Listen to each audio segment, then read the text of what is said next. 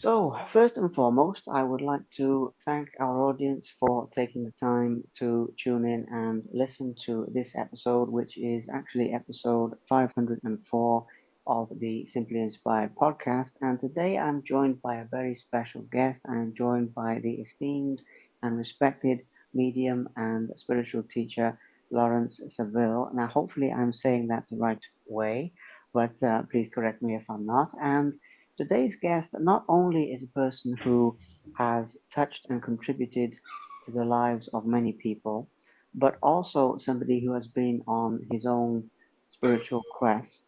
Now, Lawrence has his own definitions, I'm sure, for the work that he does and why he does it. But that's why I'm just opening things up to say that today we will not only be hearing about his own spiritual journey, which I'm fascinated to find out more about, but we will also be sharing some relatable experiences that hopefully all of you, our viewers and listeners, can benefit from or relate with, take some comfort, take some meaning from all of the things on that spectrum, shall we say. And Lawrence, as I was saying before we started recording, appreciate you making the time for this, and I'm excited to see where the conversation takes us.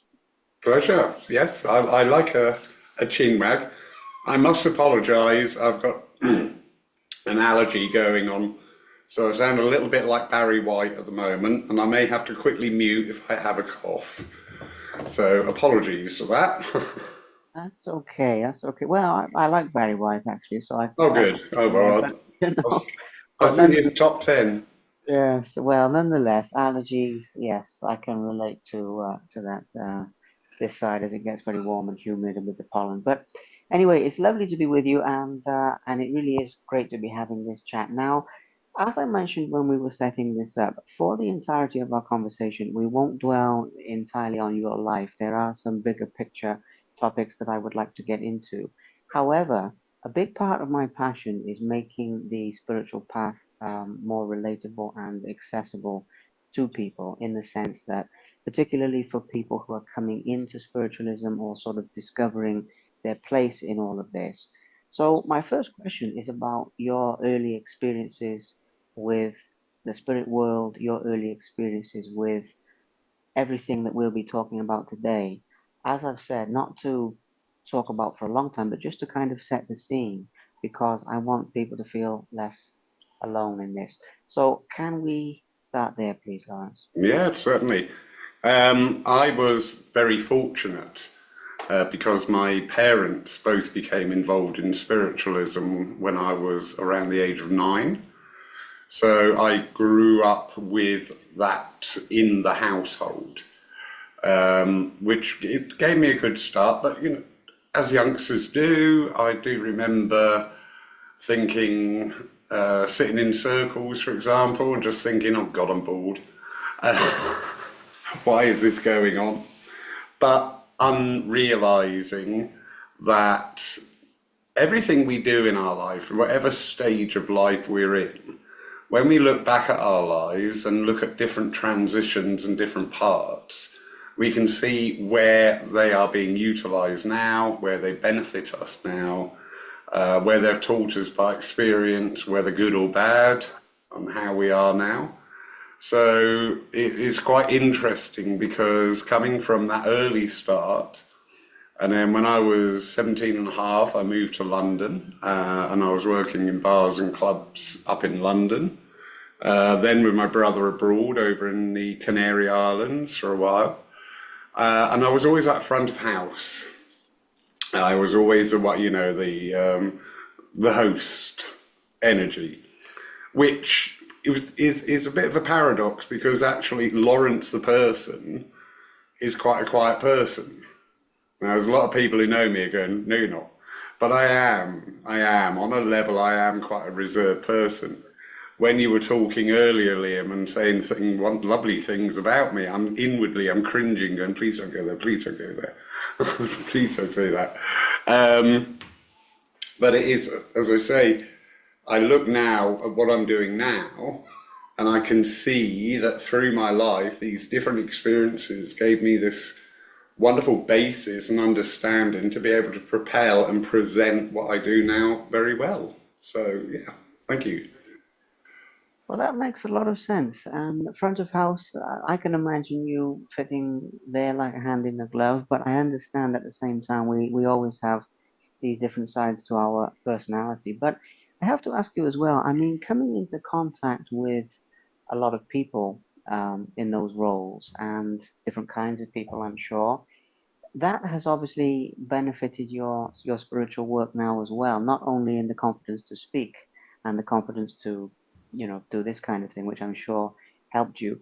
Do you feel that meeting all different kinds of people in that role kind of boosted or gave you a different perspective on people's troubles, people's lives, and do you think that feeds into the work that you do now? Oh, That just hugely. came to me. Mm. Yeah, sorry to interrupt. No, no, please. Hugely, it does. Um, I've lived a life, and some people think, oh, well, if I had it all over again, I'd do this differently. I wouldn't. I had a ball. I had fun. All right, I had troubles, and I had some dark times. But each and every part of my life taught me something. I always remember at a very young age, and it was very profound for me at that time. In one of my first jobs, I was working, and one person I was working with had an alcohol problem, another one had a gambling problem, and another one had an addiction problem. And they all taught me different lessons, but the main lesson was I know I've got an addictive personality. In and through being part of their journey, steered me in a different direction, and I'm eternally grateful to those people. And it's the same with, there are people, when we look back at our lives, there's these people that come in at a time. I always say a time and a reason. And they bring with us a lesson.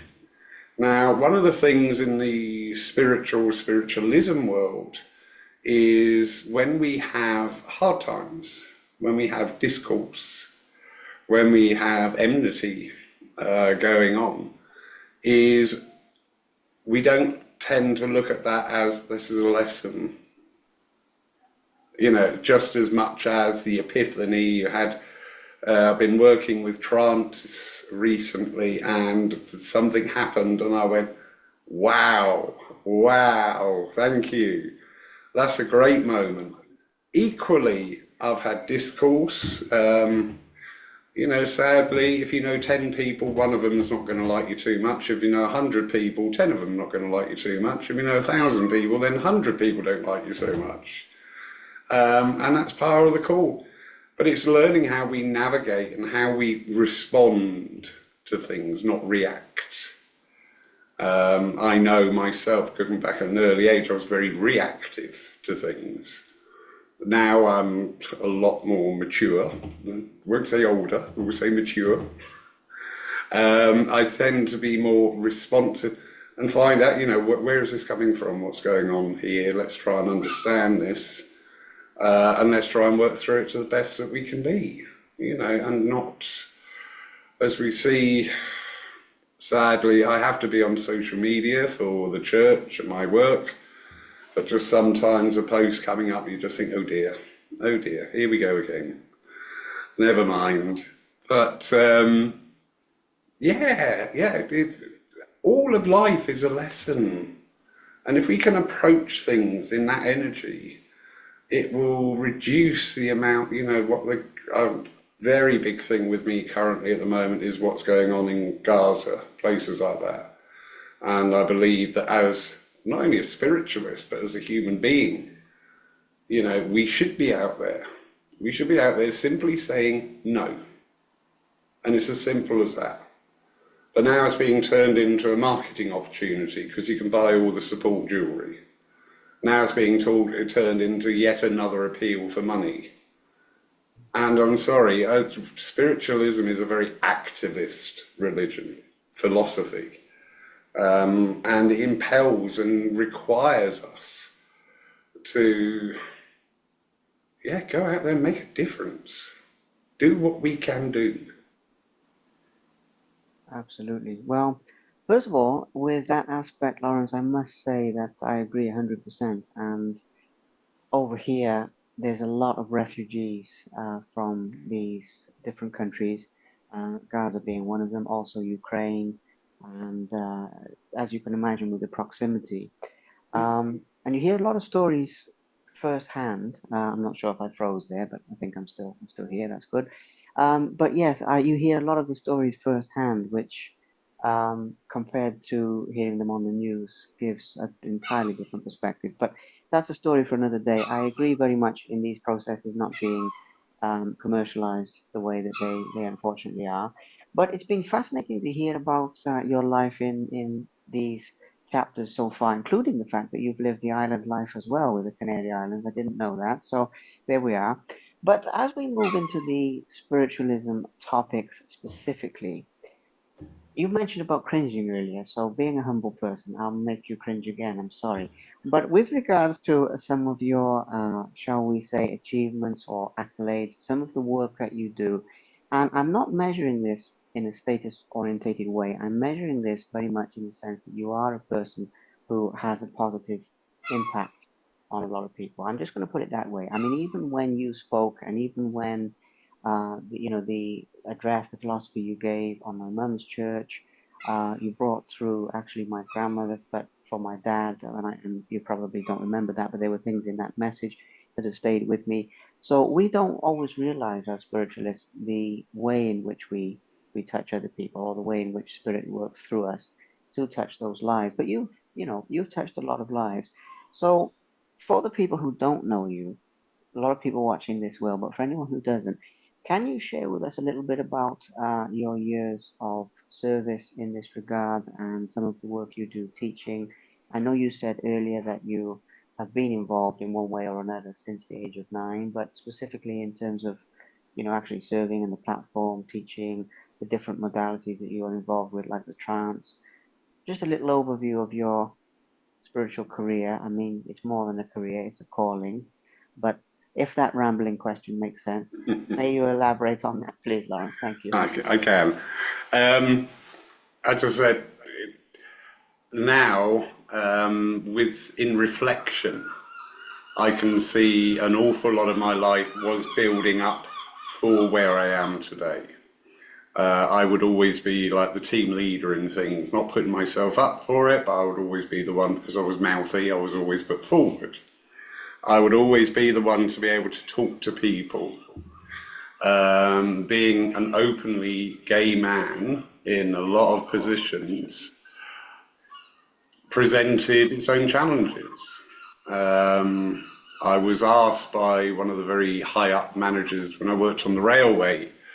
He said, because they're doing inclusion and diversity, and he asked me about, when people make comments, and I said, well, it's not the comments, it's not the words, it's the intonation.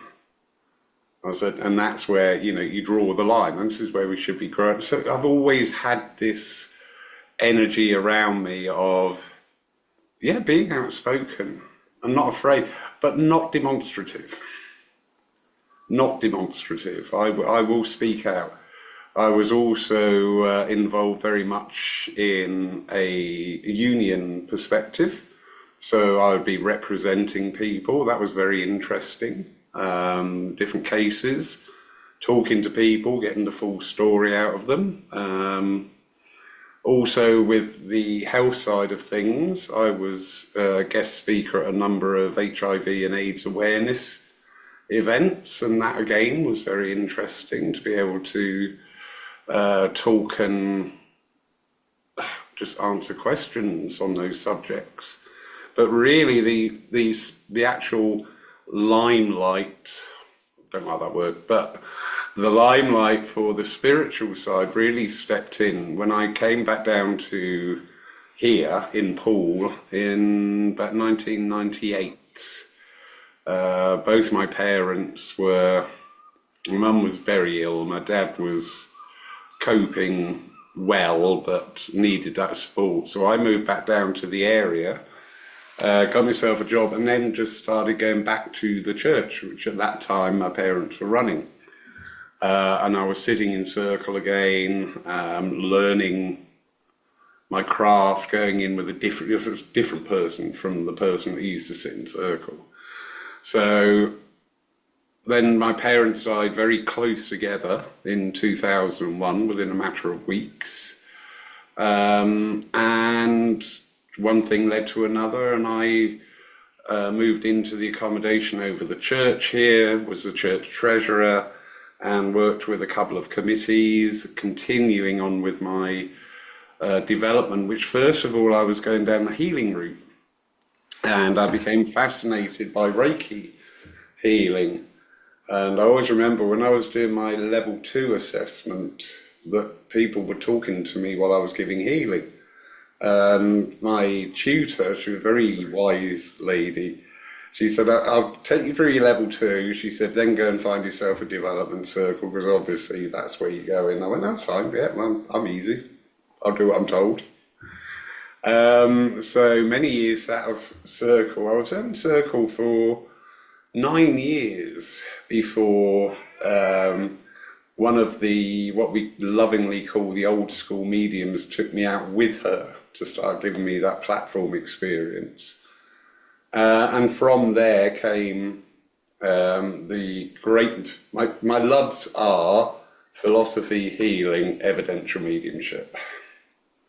That's my loves in my order. What upstairs want from me is usually something different. That's fine. That's fine. But it is just a continual progression. And yeah, thank you for those very kind words. I don't remember. I do remember messages where I've learned something, where I've had a condition or I've had a feeling or something, I've become aware of, and I thought, I need to understand this because I know now when spirit put a hysterectomy on me, and for a gentleman, that's a very bizarre feeling. But I know, and through asking afterwards, what was this condition? They go, oh, okay, that's how they show that. That's fine.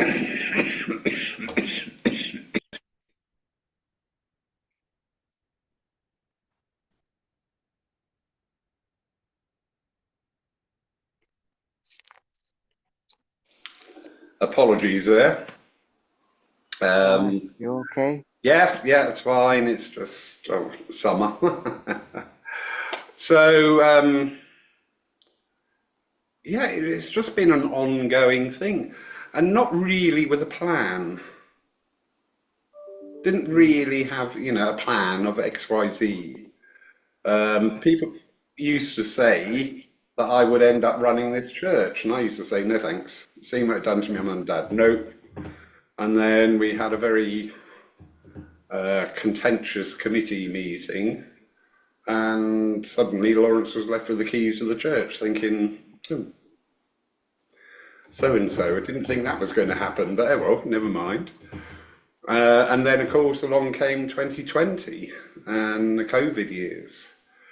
Now, I always say COVID was my second epidemic because I was in London during the AIDS epidemic, and being in a minority class of people, you could see and understand the way some of the energies were going about segregating people. Remember at one stage it was vaunted that we would have to stand on the church doors and ask to see vaccination certificates. That, I'm afraid, was a complete no-no. That was a complete no-no. We had to abide by certain rules and regulations. But as I say, this is the second time I and other people like me have been through same energies. This is what life is about. We have the same situations, the same base energies, different players, different times, different subjects, but the actual core lesson, the actual core energy, there's very little difference. Very little difference. Mm, that makes sense. That makes a lot of sense and a very interesting correlation. But before we go into some of the other bigger picture topics, Lawrence, you say about lessons, and one of the things that really stands out to me with yourself is obviously the courageous aspect. And again, not to make you cringe for even a third time, but I sincerely mean this because when you're being outspoken, not only as a spiritualist, but as you said earlier, an openly gay man of your era, um, that takes some courage. Standing up for these issues that you've mentioned all the way through, not only the AIDS and everything, but just it's deeper than that. It's just what stands out to me is the way that you are your authentic self so deeply, and the way that you share that with the world so that it has meaning for others by being your authentic self. I think is a wonderful thing, and frankly, people could learn from that. Not an easy thing to do, but a worthwhile thing to do.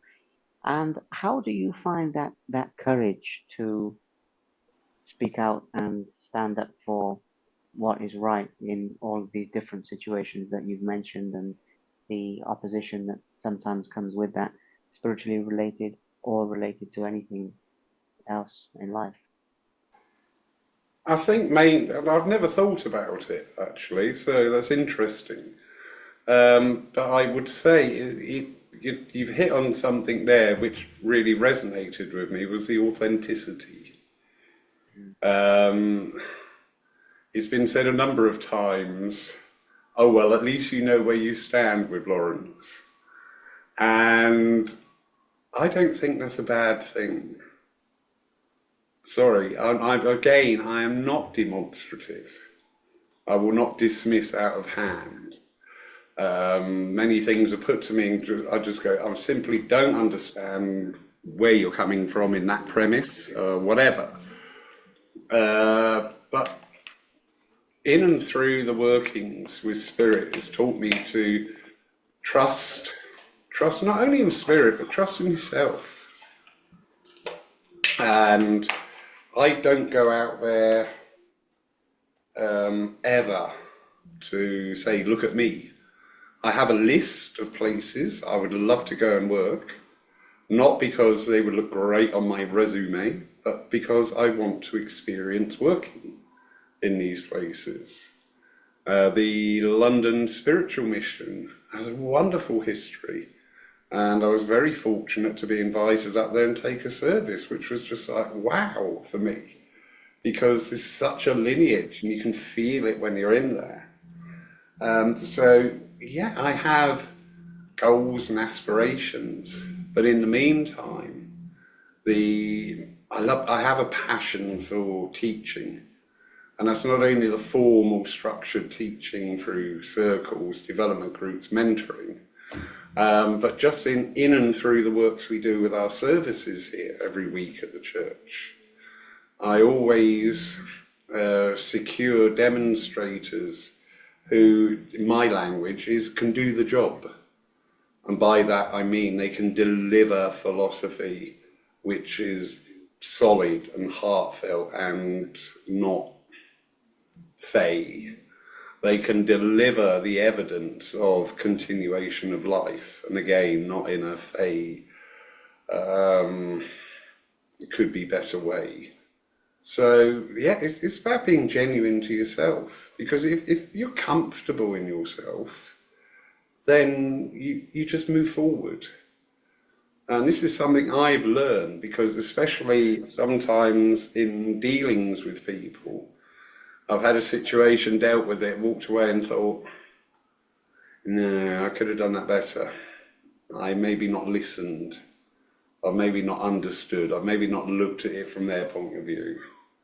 So I will go back and try and rejig, try and renegotiate whatever happened.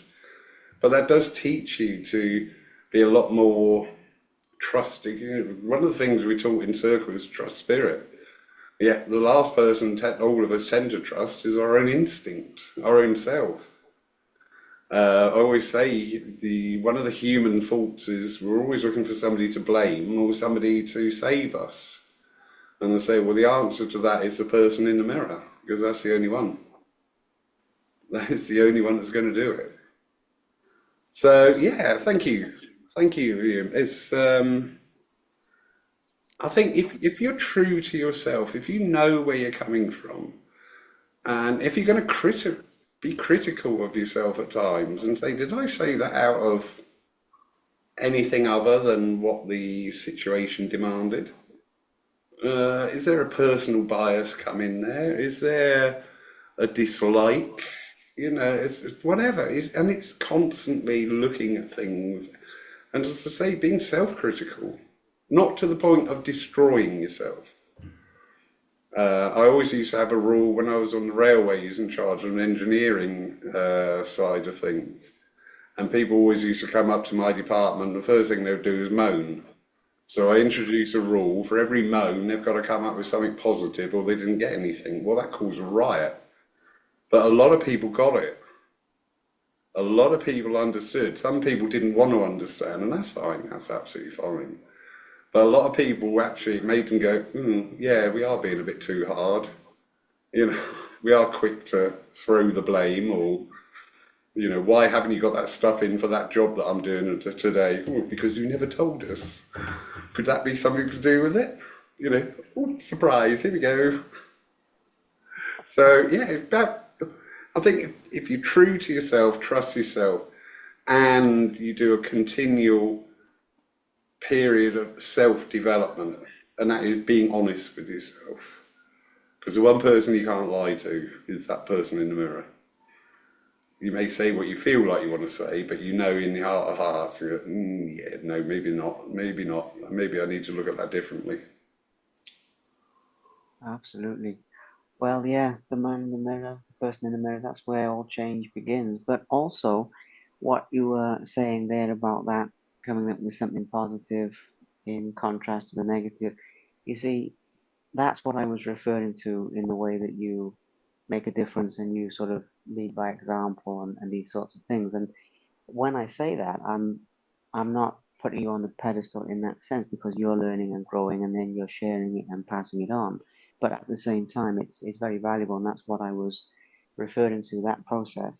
Now, trusting yourself, a person trusting themselves is a very valuable lesson. But when you said there about trusting spirit, we'll move into a couple of bigger picture topics because it's all very well to say, okay, my relative or somebody that I knew or a friend or whatever is coming through to help me. But when we're getting guidance from the consciousness we term as spirit of its own accord, if you like, one of the questions that came to me, obviously from that source, is to ask you how you personally define what spirit actually is. And that's a very expansive question. I understand that. But I felt really, I sat in a little bit of meditation and then basically in the power or whichever name you choose to use for it prior to speaking with you. I thought, right, okay, I have a few logical ideas, but I just need a little bit of input here. And that was one of the things that came through. Liam, ask him what spirit actually is or how you define it, because there's somebody out there, more than one person I feel, who needs to hear that for some reason. So that is the question, because I feel that a lot of people can get their head around, okay, my grandmother's coming through, my uncle or whoever it is for me that's valuable, even if that takes a little bit of time.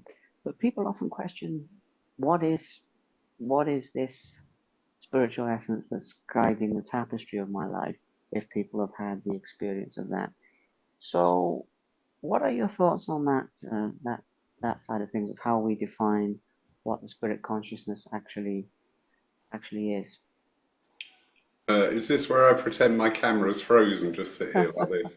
Oh, that's Please, really yeah. good, Liam. Thank you. I think to try and understand our perspectives today, we may want to look back into the past. And when spiritualism became very much to the fore, so we're looking at the late 1890s, 1900s, that era.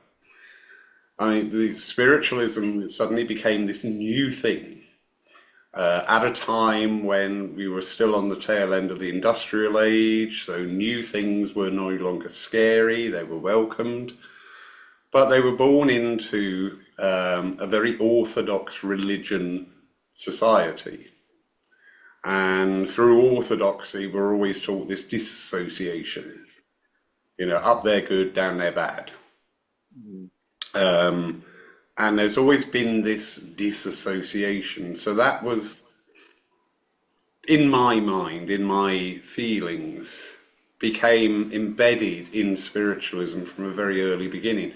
because we talk about going to the spirit world or the spirit world coming to us. So there's always this disassociation. And I find in bringing this up to today's world, today's understandings, I cannot see this disassociation. Spirit's in me now, spirit's in you now, spirit is everywhere. We are in spirit and spirit is in us. When we go into the Bible, my Father is in me as I am in him. It's everything. It's everything. And something that's been sort of like coming in just fairly recently with me. If you were to look at that wall behind you there, Liam, and say that that is the entirety of what we would call the spirit world. Well, for years and years and years, we've been taught and trained to go to one little point there. Just go to that little point, and get that message. And we're oblivious of everything else. But everything is there. Now, if we can go to that one little point, if we can go and get that message, if we can go and make that contact, that communication with whoever, and you look at the logistics, not every medium can work with every person. I've had on a couple of occasions where people come for sittings and just gone, I'm really sorry, I'm not the medium for you. It's just not going to work, and that's fine. There's nothing wrong with either of us, it's just not going to be. But when you look at the logistics of when we do the services, whether in person or online, we have that reserve of people that we can work with, but we have that ability to start delving into, in today's language, the cloud, to retrieve that information and that knowledge. Well, if we can do that on a one-to-one basis, then surely we can do that on a generational basis or a societal basis or on a worldview basis. Spiritualism used to be practiced, what we would term as spiritualism, going back into the Dark Ages, where it would be the mystic for the tribe, connecting and contacting and advising on things like when to plant the crops, when to harvest the crops, and things like that for a society. So instead of going there, going, oh, I want granny, they would go, okay, what's good for the tribe? What's good for the greater whole? And I think we've lost, and I think we've denied that for far too long. Because, as I say, the spirit world, if you put it in today's parlance, it would be like the cloud, where we upload things to the cloud. We don't know where it is. Anybody know where the cloud is? I'm looking out of the window and I can't see a cloud, so it's obviously not out there. But it's somewhere. This marvel that I'm talking to you, about 1,000 miles apart, in real time. How does that work? It's amazing, but we just accept it. So why do we not accept that in the vastness of everything, nothing is ever lost? Nothing is ever lost, only our ability to find it. So in the vastness of everything, there is everything that ever was, is, and could be out there. So that to me is where this spirit energy comes in. So yeah, let's think of it as the cloud. We upload to the cloud and we download from the cloud. I like that description.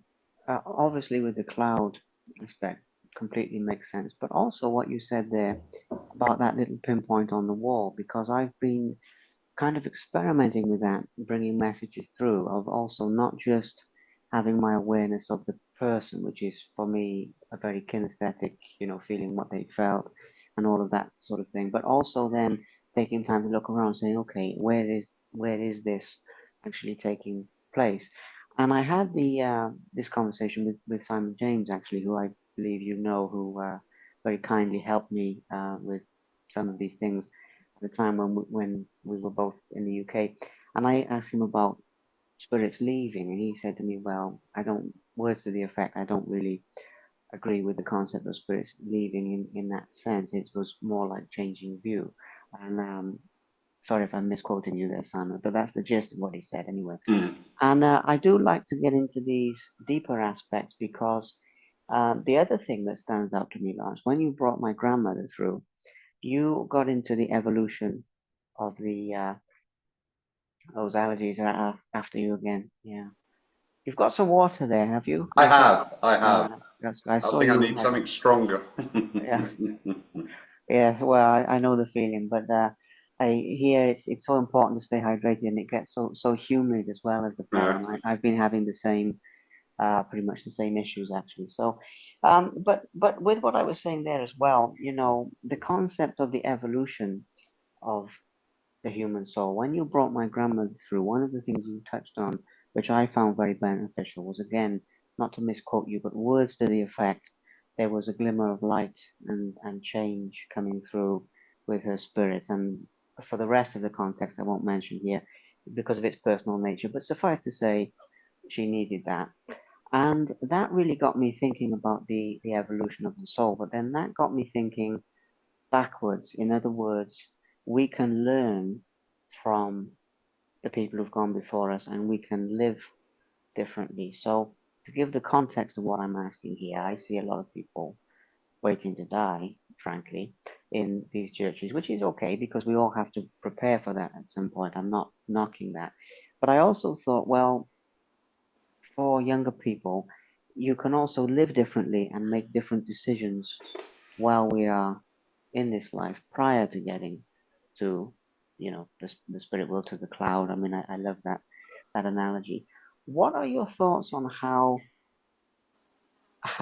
an awareness of the fact that we do continue to live, how that can change our actions on a day-to-day basis? Because I know you have an awareness of this, but I'm going to say something outspoken here. I don't see enough of that.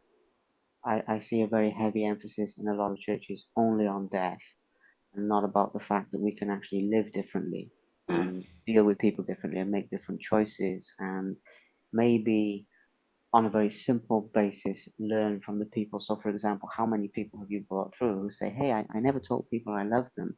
I should have said I loved them. I should have given a hug to my Yeah. son or my. And it's like, well, it's a good idea to do that, don't you think? Because it's great that we have the ability to bring that person through and maybe start to heal that rift. But it's a good idea to do it while we're here. So that really got me thinking, okay, maybe we can look at the people who've gone before us and learn from them. So it's a big concept there, Lawrence. But what are your thoughts on how spiritualism changes the way people live and not just the way people die, if that makes sense? Well, it makes perfect sense. Spiritualism has a great power and a great presence and a great potential. That's my favourite word, potential. To change lives, to change how we view life, to change how we are in the world. Sadly, the phenomena of evidential mediumship has rather overtaken things, in my opinion. Evidential mediumship is an absolutely beautiful aspect of spiritualism, spirituality, but it's not the be all and end all. I mean, we look at the potential of somebody walking into our churches, our centres, or meeting places online. And one of the first things I always try to work with is people's own psychic abilities, because we all have that psychic ability. Everybody, who's listening to this now or later or whenever, everybody will have experienced what we call a gut feeling. What do you think that is? We know about it. We talk about, oh, I had a gut feeling. Oh, yeah, I had a gut feeling about that one. Oh, yeah, he's a wrong one. What is that? What is that? Just take that one simple example and start paring it away and opening it up for people. What is that? Where does it come from? And when you start bringing that level in, when you start bringing that information and that knowledge and that awareness in of what an amazing thing we are, because so many of us now don't think that. You know, we should have whiter teeth, thicker hair, more money in the bank. It's all the material things, because that's unfortunately the world we live in. But each and every body is amazing. One of the sad duties of my current work is that I get called upon to take funerals. And I always used to think how sad it was. It wasn't until we sat down and wrote the eulogy out that actually we started to get somebody's story. There was a lady who used to come to church, lovely lady, very quiet, very friendly, chatty, you know, hi. Well, it turned out she had fostered something over 400 kids in her time. And she always took on the ones that were problematic. So if there was any foster kids who were going from family to family to family and it wasn't working out, she would put a hand up. And she also sponsored an entire village in Africa. I was just sat there in tears, actually, because I thought, why do we not celebrate this about this person now? Why do we not know this about this person now? Because people are amazing. People are wonderful. But as I say, when we start to touch that essence within us and start to build and validate that proof, and especially through different psychic exercises, it's a great way of starting to empower people to start to bring the reality in to the everyday life. That, oh yeah, the other night I was picking up ribbons and I was picking up things about this person and they said it was true. Oh my goodness. You know, because spiritualism is an open door. It's an invitation to you to explore. Again, sadly, in some areas, it has become an entertainment. Oh, that was a lovely, lovely service, Lauren. Thank you so much. Next week, we've got a really good medium, and you just sit there thinking, okay, that's fine. Because I did say to the spirit world once, I said, you never get tired of giving endless messages to people who don't listen. And their response was, we give. And I got it. I understood what they were saying. Because they're not giving on an emotional basis. We humans, everything is emotional with us. But the spirit world, although it sounds contrary, is not that emotional energy that's empowering things. And we're going to keep giving the evidence, giving the evidence. And there may be the hope, the desire, the dream there that will empower you, will enable you to start your journey, because that is where the real lessons start to begin. So my advice is, if you're interested, try and find a course or a subject on psychic things, because everybody is psychic to some degree or another. Not everybody is going to be an evidential medium, but everybody is psychic. And once you start on that awareness, once you start to build it up and realize, there are greater things than what we can see, hear, smell, or taste, or touch, then that's your invitation to explore more and to understand the unity and the web of life encompasses all things. Well, I knew that would be a good answer, Lance, but that's a really, really powerful answer and very, very far-reaching in its implications, especially what you said there about the importance of personal experience, but also what you said there as well about the psychism aspect and building that up, because I've had this conversation with people where obviously you meet those people say, hey, I don't believe in any of that stuff. I can't see it. And I start breaking it down, say, okay, that's fine. But when you're stood somewhere in a shop or on the street, have you ever had that feeling that somebody's looking at you and your head just turns, even if you don't consciously think about it, you just turn. Oftentimes, you actually lock eyes with the person as you turn. And I said, well, okay, so then how do you know if you're not looking at them? Let's just start there. Mm. And then we can build that up into like, obviously, we've all had, you think about somebody and they pop into your mind and they ring you, or even if you, or then you've had, okay, I should go this way in traffic. not this way. And then if I go this way, my car gets knocked or something bad happens to me. But if I go the way I felt I should go, maybe I bump into somebody I haven't seen in 5 years, or I meet someone new altogether, or something good happens. And I thought, okay. And I try and break it down. They say, yeah, but you can't see it. And I say, well, that's okay. I mean, a lot of times we see, for example, electricity, we turn the light on, we see the results, but we don't usually see the actual electricity itself. I mean, how often do you see that? And I break it down, I try and break it down and say you put your food in the microwave and, the waves cook your food, but you don't actually see that. You only see the result. And slowly, slowly, sometimes you can build people up just a little bit to open, not to force them to believe anything, but just to say, okay, maybe actually I'm thinking of this, and sometimes you can't.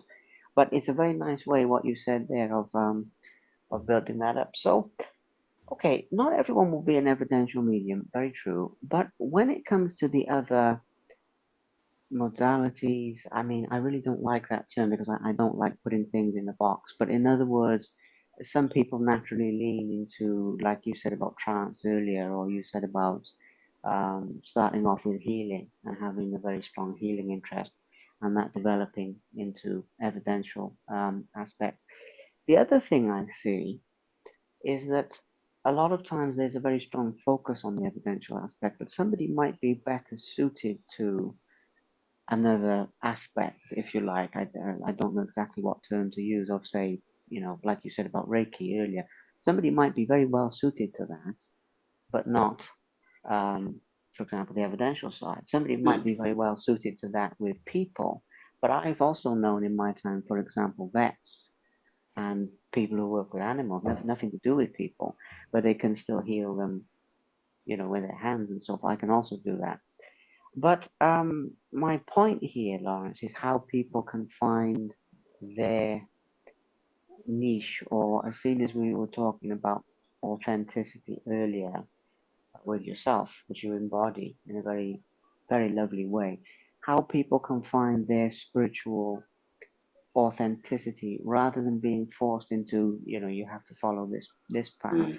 Maybe they can go over here, but do something just as meaningful with it.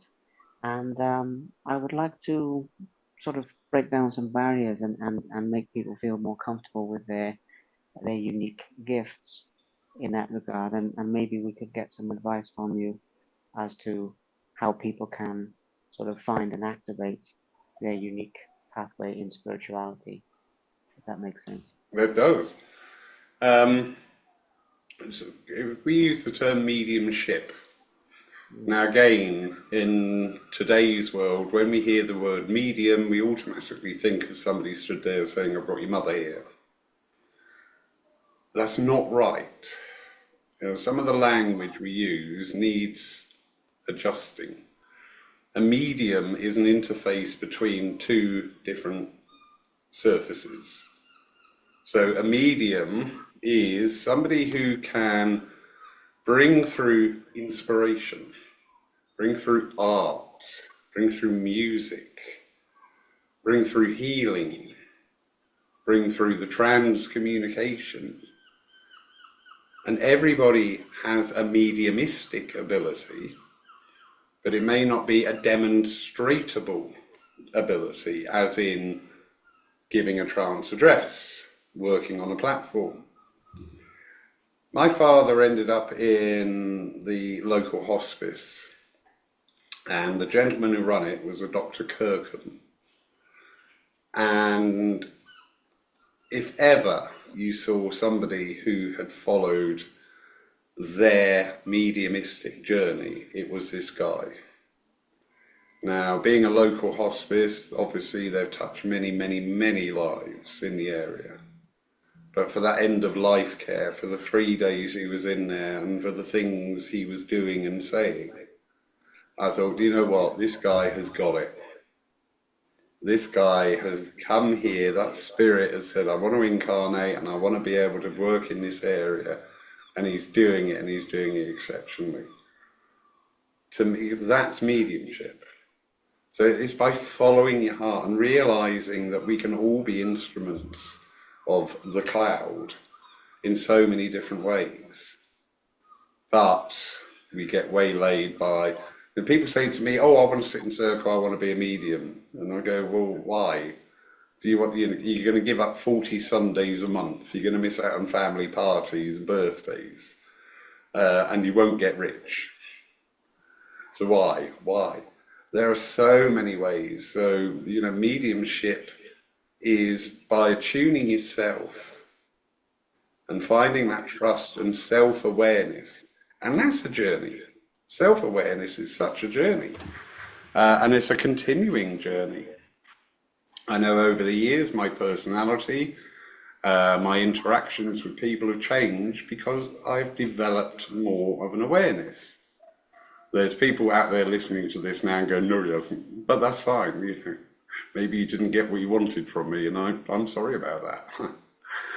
But it's developing yourself and starting to follow. We all have intuition, do we not? I would ask anybody listening to this whenever, have you ever had that, "Oh, I knew that was a bad idea," or, "Oh, I'm so glad I did that. I'm so glad I made that." We all have that intuition. That intuition is when we start to harmonize and resonate with the world around us. And once we start to do that, we can start to bring in what's needed at the time. Once we are in unison and harmony with people around us in our awareness, maybe at a distance, doesn't matter, or the world, things happen. Things happen. Things are enabled. The world today is made up because people are not enabling things. In fact, the only thing that's being enabled is this rigid disbelief and inaction about what needs to be rectified. So we've actually come away from that energy at this time. But if we bring more harmony, more unison, more unity in, and instead of looking at things and being judgmental about it, it's like on good old social media. If you say, "Oh, I put an ice pack down for my cat because it's so hot," there'll be 20 people out there telling me why I shouldn't do that. Very, very much. Because we've all suddenly become our own little regimes, our own totalitarian existence, where we're right, we're not going to listen to anybody else because I know I'm right. Well, a lot of that is always born from fear, and fear is born from the unknown. But when we start to work on ourselves at a soul level, things are revealed, ourselves are revealed. And in and through that process, fear starts to get removed. So the fear then doesn't become the dominant factor in our actions and interactions, but rather one of openness and one of solidarity. Very much. Wow. First of all, I completely understand where you're coming from, and that divisive, um, sort of tribalized quality in the sense. I mean, it's deeper than that because people are doing it within their own selves, as you've said. But that opposition of beliefs, I've noticed the same, that a lot of these beliefs, I've never heard it summed up so simply, but yes, these beliefs come from fear. I'm very good at simple. Oh, it's good. It's really good because I've noticed this over and over again. And even with myself, I do my best to question every belief that I have, like you were saying earlier with the self sort of inquiry aspect of, okay, is that a belief of fear? Is that a belief to protect myself from pain? Or is it from this reason or that reason? Or is it from a very authentic reason? And most of the time when I have conversations, especially when you're saying social media and this sort of thing, they're trying to protect themselves in that sense, but they're almost not sure they actually believe it. And I find a fascinating disconnect there. That's a topic for another day. We could go into much deeper, but it's a fascinating aspect of how the energies are. My last my last question for you, Lawrence, is this. Because I don't want to actually overwhelm people today. I want to give people a few of these topics that they can listen to, but start to practically apply. That's the thing. Yep. Like what you said earlier about the services. You said, okay, you know, you finished your service, that was nice. Another medium next week, so on and so forth. I don't want this to be like that. I want this to be something that people can listen to and think, right, okay, how can I actually put that into practice? how can I put what Lawrence has said today into practice for myself and find out what it really means for me, not just because he said as such. And so far we're doing a very good job of that. But that's also why I keep them to an hour, because it's a good level for people to absorb and so forth.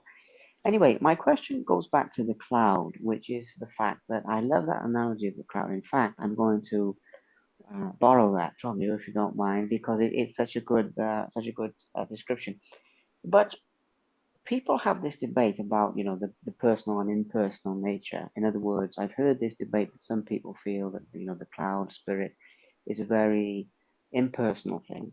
And to be frank, my experience has been that it's a very personal thing, in the sense that earlier you said about asking a particular question, of don't they get bored of giving these messages to people who don't listen? And Spirit said, well, we give.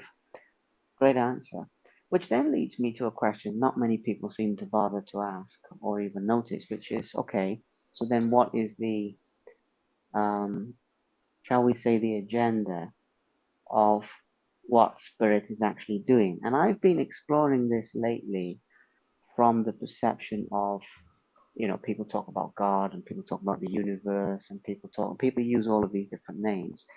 But then I have the experience that seems to be common amongst mediums, where when I've been through dark times in my life in particular, I see a lot of symbolism. I see a lot of these, repeating numbers and these feathers that land on me, even if I'm in the room with closed windows and there's no way it could conceivably do so.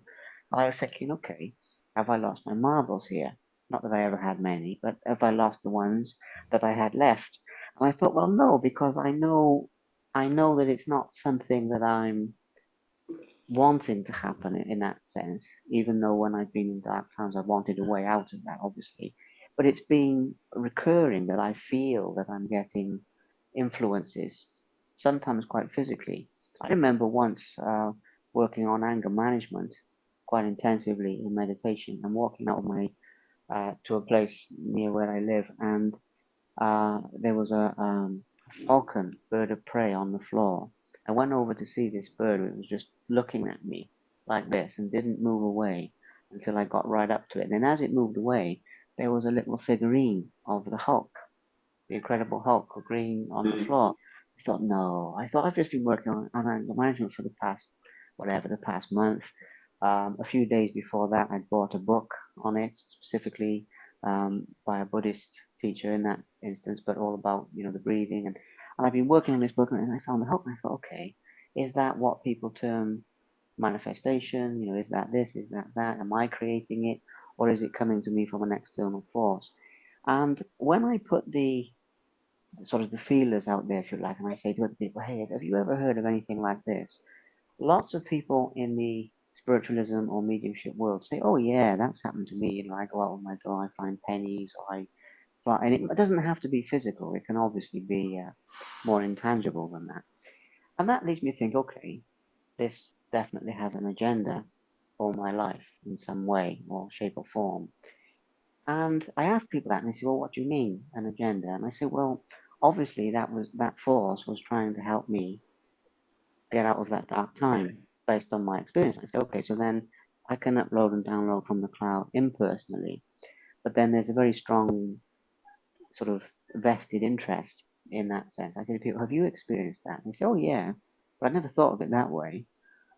So this is another question, by the way, Lawrence, that I felt sort of, I was inspired, divinely inspired to ask you, is how do you define, for want of a better term, what they want from us in that sense? I suppose if I can put it in a nutshell, that's the nutshell of this last question. And when I speak to people, people want to know about God or about, a higher power. That's really what they want to know.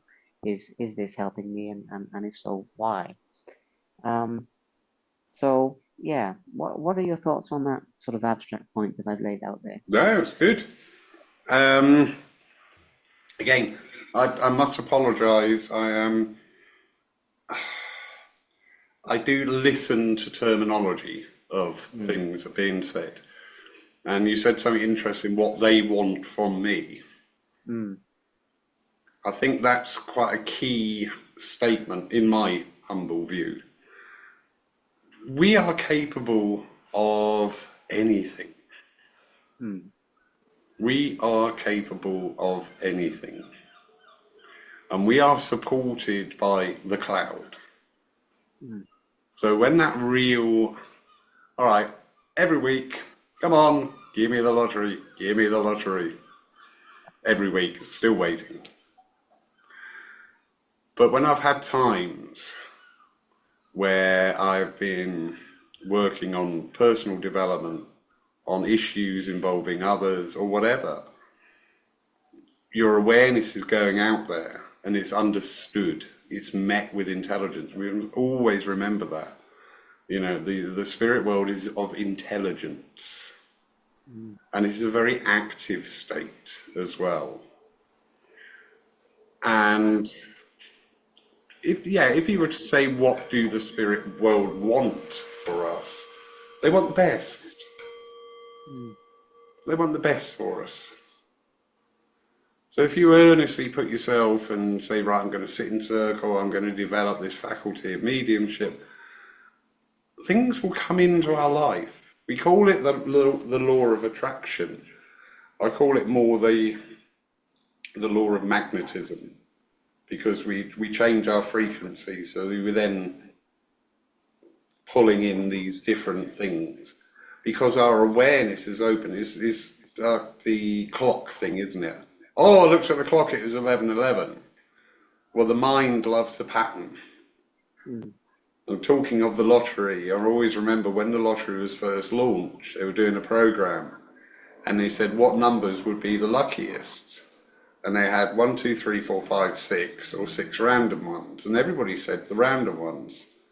And they said the odds are exactly the same for 1, 2, 3, 4, 5, 6 as it is for the random ones. There is no, it's only because we see a pattern.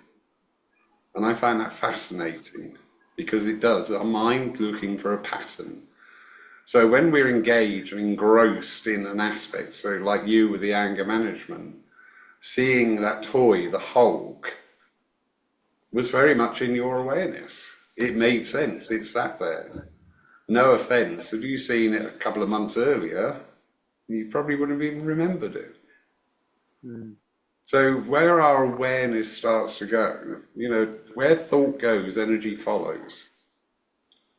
And where our awareness goes, that energy follows as well.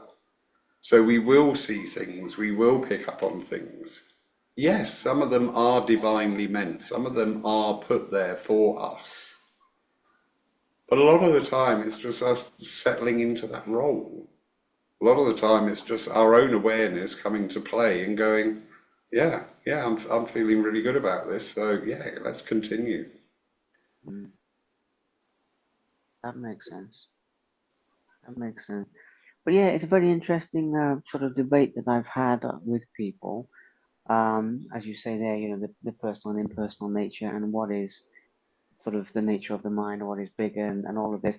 And that's, you know, at the moment, that is a field of sort of study that I'm fascinated by. To what degree are we creating our reality, and to what degree is it being influenced by supposedly external forces? But even that today, you've clarified, going all the way back to what you said at the beginning about that disconnect aspect. And I tell you what, Lawrence, I think I'm going to listen to this back and actually make some notes, actually for myself. Never mind for the other people listening to this.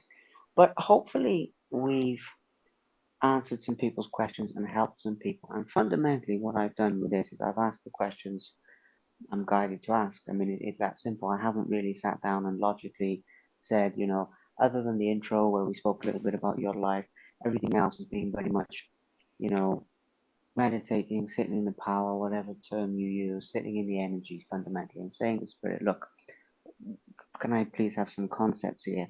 And everything else, like when we do a service, I can give what I've got, and that's what I've got. So I feel very drawn to the fact that the answers will be very meaningful to people.